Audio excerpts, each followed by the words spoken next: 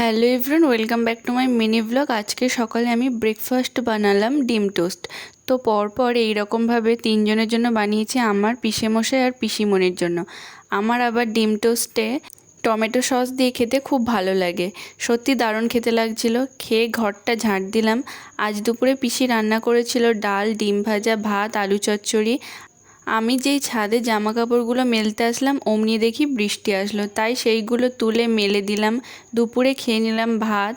বিকালের দিকে দুই বোন চলে আসলাম ছাদে। খোল আর গোবর পচা জল দিলাম পুঁই শাক, জবা, টগর, বেগুন এইসব গাছগুলোতে।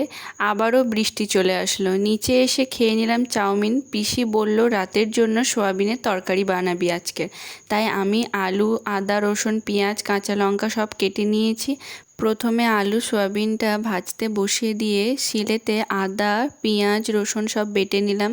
তেল দিয়ে পেঁয়াজটা ভেজে টমেটো, কাঁচা লঙ্কা দিয়ে দিলাম। আদা রসুন দিয়ে বেশ ভালো করে কষিয়ে একে একে লবণ, হলুদ, গুঁড়ো লঙ্কা, পিসির একটা স্পেশাল মশলা দিয়ে আলু সোয়াবিনটা নেড়ে চেড়ে ভালো করে কষিয়ে জল দিয়ে দেব।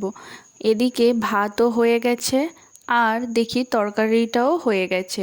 আমি এবার খেতে যাই। ভিডিওটা ভালো লাগলে চ্যানেলটা সাবস্ক্রাইব করবে। বাই।